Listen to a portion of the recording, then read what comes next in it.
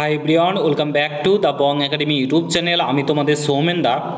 তো বন্ধুরা, তোমরা প্রত্যেকে জানো ওবিসি কেসের জন্য বর্তমানে সমস্ত এক্সাম আটকে রয়েছে, কোনো এক্সাম হচ্ছে না, কোনো নতুন নোটিফিকেশান প্রকাশিত হচ্ছে না।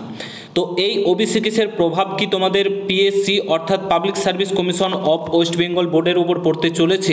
কারণ এটা একটা সাংবিধানিক বোর্ড, এর ওপর প্রভাব পড়া উচিত না, ঠিক আছে? এটা একটা সাংবিধানিক বোর্ড, তো এর ওপর কি প্রভাব পড়তে চলেছে?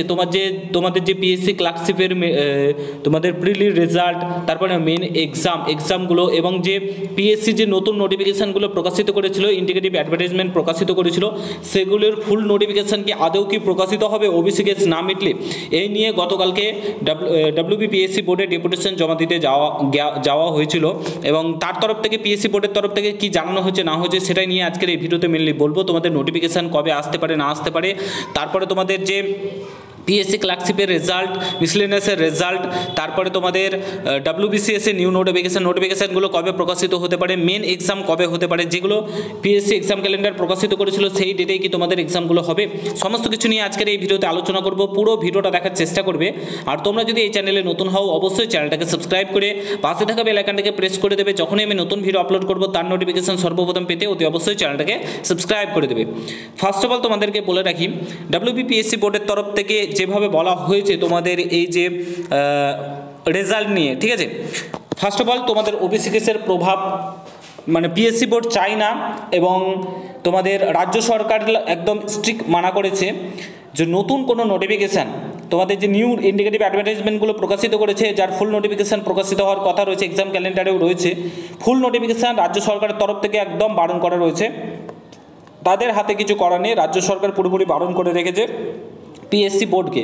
তো তার জন্য কিন্তু তারা নোটিফিকেশান প্রকাশিত করতে পারবে না, এটুকুন তারা একদম বলে দিয়েছে। দ্বিতীয়ত তোমাদের রেজাল্ট, এটাও আটকে থাকবে যতদিন না ওবিসি কেস মিটবে।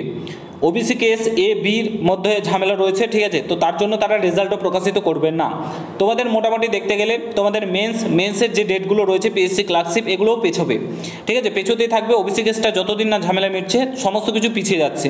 তোমাদের এই ওবিসি কেসের জন্য তোমাদের সমস্ত এক্সাম, সমস্ত নোটিফিকেশান, সমস্ত মেন্স এক্সাম রেজাল্ট সমস্ত কিছু তোমাদের পিছিয়ে দেওয়া হয়েছে বর্তমানে, তোমরা এটা ধরেই চলো। তাছাড়া কিছু করার নেই। রাজ্য সরকার যে ভুলটা করেছে তার জন্য ভুক্তভোগী আমাদেরকে হতে হচ্ছে, ঠিক আছে? রাজ্য সরকার যে ভুলটা করেছে এবং কলকাতা হাইকোর্ট একটা স্পষ্ট বার্তা দিয়েছিল যে আমাদের হাতে কিছু করার নেই। আমরা স্পষ্ট বার্তা দিয়ে দিয়েছে যে 2010 সালের পর যে ওবিসিগুলো রয়েছে সেগুলোকে বাদ দিয়ে নিয়োগ প্রক্রিয়া চালানো যাবে, এতে কোর্টকে দোষ দেওয়ার কিছু নেই, এটা কিন্তু স্পষ্টত বলে দিয়েছে। কিন্তু রাজ্য সরকার চাইলে সেগুলো নিয়োগ প্রক্রিয়া চালাতে পারে, কিন্তু যেহেতু ভোট ব্যাংকের ব্যাপার রয়েছে, 2026-এ বিধানসভার ভোট রয়েছে, তোমরা প্রত্যেকে জানো রাজ্য সরকার এটা কোনোদিনও করবেন না। রাজ্য সরকার ভোট ব্যাংকের লোভে যতদিন না ওবিসির এই ঝামেলা, এই সার্ভের ব্যাপারটা হচ্ছে, 3 মাস বসে থাকো বাড়িতে, কিছু করার নেই। সার্ভে যতদিন না কমপ্লিট হচ্ছে, তারপরে ফাইসালা না হচ্ছে, কোনো কিছু এই না আসছে, কোনো নোটিফিকেশান কোনো কিছুই আসবে না। বাড়িতে পড়াশোনা করো, এটাই বলবো। আর সেন্ট্রালের দিকে ফোকাস করো, এটুকুনি তোমাদেরকে বলবো। দেখো এলপির আবারও নোটিফিকেশান চলে এসছে, এই নিয়ে ডিটেলসে ভিডিও করবো যদিও। তো সেন্ট্রালের দিকে রেলওয়ে নোটিফিকেশান প্রত্যেক বছরই প্রকাশিত হচ্ছে, পিএসসি তারপরে এসএসসি প্রকাশিত করছে, এগুলোর দিকে ফোকাস করো এবং পড়াশোনাটা চালিয়ে যাও, এটাই বলবো। এই রাজ্যের অবস্থায় যা অবস্থা তাতে বসে থেকো না বাড়িতে, ঠিক আছে? তো আশা করি বুঝতে পারছো, কোনো এক্সাম কোনো নোটিফিকেশান বর্তমানে আসছে না এবং কোনো যতদিন না ওবিসি কেস মিটছে রাজ্য সরকার কোনো নোটিফিকেশান কোনো কিছু বার করতে বারণ করে রেখেছে। তা পিএসসি বোর্ডের কিংবা ডাব্লিউবিপিআরবি বোর্ডের হাতে কোনো কিছু নেই, ঠিক আছে? আশা করি বুঝতে পারছো। ভিডিওটা আমি এখানে সমাপ্ত করেছি, সমস্ত কিছু শেয়ার করে দিলাম। দেখা হচ্ছে নতুন ভিডিওর সঙ্গে। ভালো থেকো, সুস্থ থেকো, ভালোভাবে পড়াশোনা করো, কিছু করার নেই হাতে। দেখা হচ্ছে নতুন ভিডিওর সঙ্গে। গুড বাই, জয় হিন্দ, বন্দে মাতরম।